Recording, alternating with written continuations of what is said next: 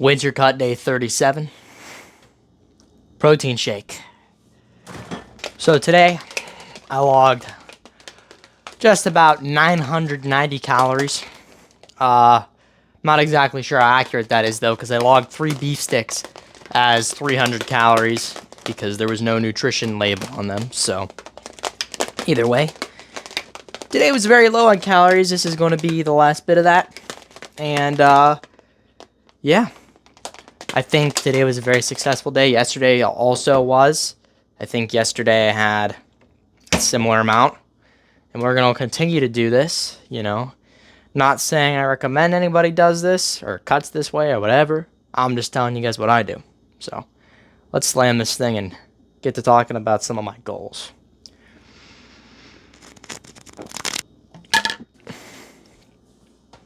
You know, guys, I gotta be honest. I enjoy quite a bit of Nat King Cole's music.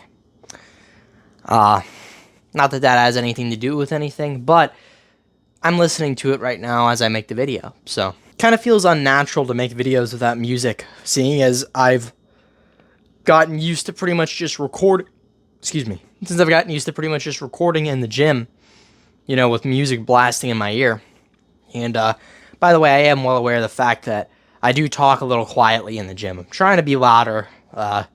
It's kind of hard though, because I get like, I don't want to be super loud, but I could probably talk way louder and people wouldn't care. So anyway, let's talk about some goals, man. So I think I'm going to lose a net of about 10 to 15 pounds because of the water weight gained by creatine. And then that'll be a good, solid finish for this cut. So, I mean, I obviously do not look particularly lean right now. That is because I have pretty much experienced a pretty big rebound, lots of junk food, the holidays, all sorts of food around the house makes it kind of difficult to, you know, stay disciplined, to be honest. Like, a lot of you guys can relate. If you have other people who you live with, a lot of times they'll get junk food, they'll get, you know, desserts, and they'll bring home all kinds of food all the time. And, you know, it makes it a little more difficult. So, now, is that an excuse? No, but it definitely did make it difficult enough for me to not adhere to the cut. So, I was down to 156 whenever I was at my lowest on the cut. I'm up to, right now, and I'm about 169. So, like I said, the plan is to kind of gain weight from creatine, you know, intramuscular water, which isn't harmful at all. It's not going to make my body more bloated or anything like that. That's just a myth. What it will do is it'll make me look bigger and leaner. So that's nice. But also, with the extreme caloric deficit that I'm doing, you know, making sure I'm having multivitamins and having a sizable amount of fat also on a daily basis, I don't see an issue with my current diet. So pretty much just approaching this like, let me go in as extreme of a deficit as I possibly can while also getting all my important micronutrients, you know, from multivitamins and having a slightly diverse diet, I guess, which isn't really that diverse. Chicken and just pretty much chicken and protein shakes. But, yeah, and then like butter or whatever. But yeah, I mean, as long I'm looking at it through that lens, like as long as I'm getting enough vitamins and all that, and getting enough fat on a daily basis, the rest will come into place. So I'm not really having many carbs at all. I'm avoiding any kind of desserts, any kind of additives to my food. No dressing, no sauces. The only sauce I'll have is hot sauce because it has usually 0 calories. So, I mean, it's excellent, man. I'll show you guys some of the hot sauces I have. So these are just 2 hot sauces I've been enjoying lately. Mexican style and garlic from, I don't know which company they're from, but they're really enjoyable. And honestly, I just dump that all over my chicken. And a lot of times, too, I'll have to just make my chicken really flavorful. I'll toss some of these seasonings on it, Frank's Red Hot. And then this Kinder's is amazing. They make really good seasonings. Caramelized onion butter.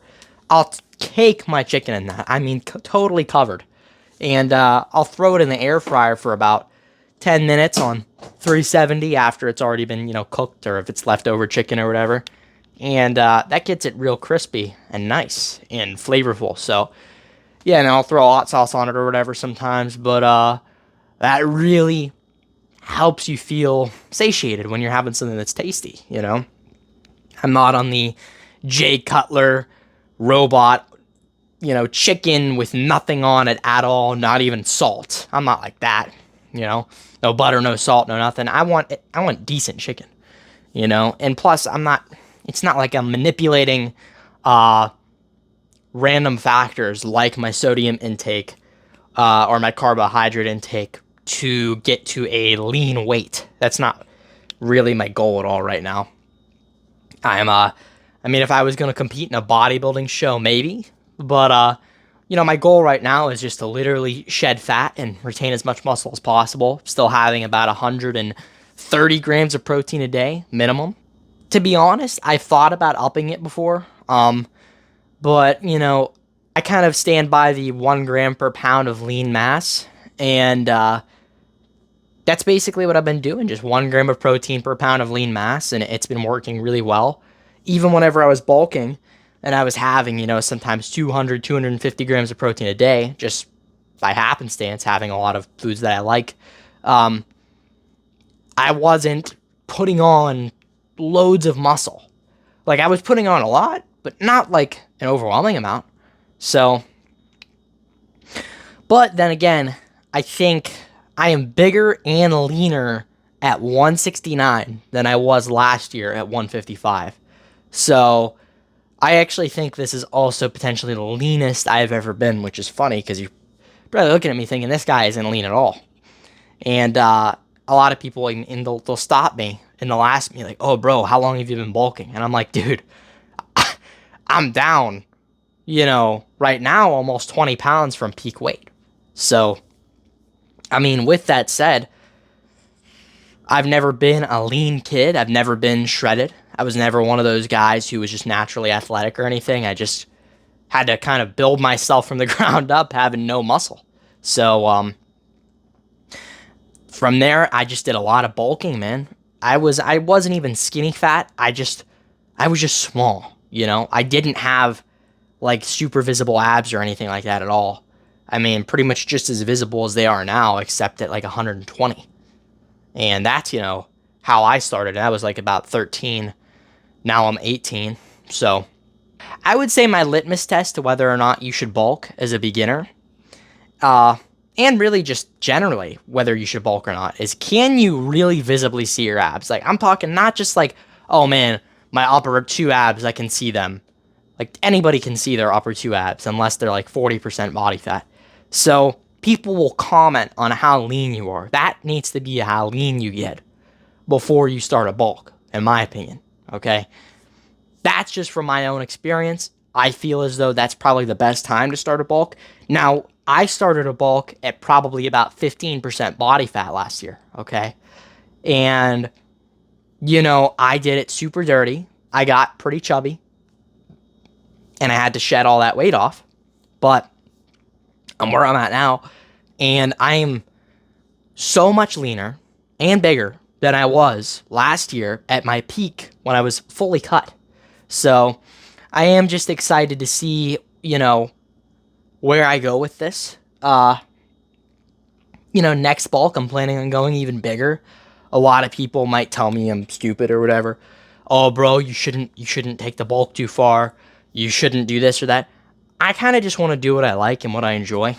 And at the end of the day, I think it would be cool to get to like 200 or at least close to it, Say I did it. And I don't think it's unrealistic for me to put on another potentially 10 to 15 pounds of muscle in this next bulk, because I'm going to be doing it long term is the goal, and probably end up doing it through the summer. So I'll do that, maybe even with mini cuts in between. Extreme caloric deficits like the one I'm in right now. Adding in cardio, things like that, shedding about 10 to 15 pounds, and then going up from there again. That probably would not be a bad idea, especially considering the fact that I would just be continuing to progressively overload all my lifts, and then maintain through those mini cuts, because you're probably not going to lose much strength at all through a mini cut if it's genuinely a mini cut. You know, if we're talking a month, you might get you'll get a mildly noticeable strength impact. That's just my opinion. That's my experience. So, yeah, the plan really is, I mean, get up to as high a number as possible. I'd cap it probably about 200, and I would want to be hitting a couple of these lifts I'm going to name off, okay? Next bulk, 3-plate incline. If I'm going to get to 200, I need some big lifts to go with it. Progressively overloading all the time. 3-plate incline, and I'm not talking for 1 rep. I'm talking for a good set of, say, 5, right? Then, the plan with rows, man, and lat pull downs, I want to be able to do the whole stack and then some, okay? I'm really close to the whole stack right now on lat pull downs. No matter what gym I go to, I can do almost the whole stack. I'd say I'm probably about 40 pounds away at any given lat pull down from being able to do the full stack, so that's the goal there. Then, you know, T-bar rows, I probably want to get 6 plates. I don't see an issue with that goal. Hack squats, I want to get 6 plates aside. And all these goals, by the way, aren't 1 rep maxes. They're for 5 reps or more. Calf raise, same deal. I would say maybe even just have a goal of improving my rep count with the max stack and some extra weight added, because I can only add so much to the weight stack. And other than that, man, I mean, yeah, I got the main lifts down. Presses, you know, rows, pull downs, things like that. Squats, calves. I mean, I guess from there, I mean, here's a couple more. If we're talking about getting huge arms as well, I would say, excuse me, bicep curls, preacher curls with the 55, for single arm preacher curls with a 55 for like 5. Really controlled reps, that'd be awesome.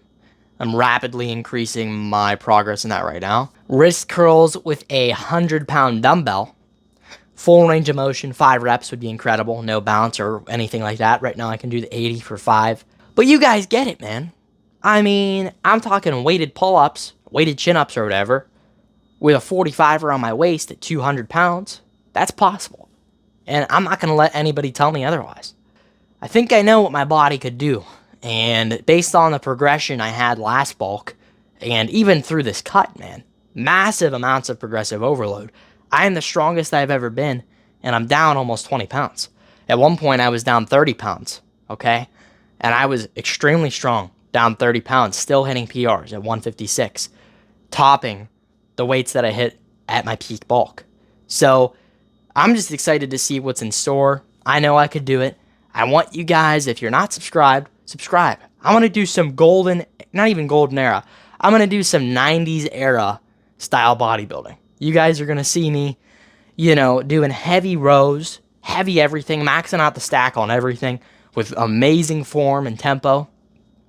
You guys are going to see me doing some crazy weights, getting crazy huge. I'm talking what you're seeing now. This physique now is going to be little compared to what's coming in the future. So, man, I'm excited. I'm so excited. And I want you guys to follow me and keep up with what I'm doing.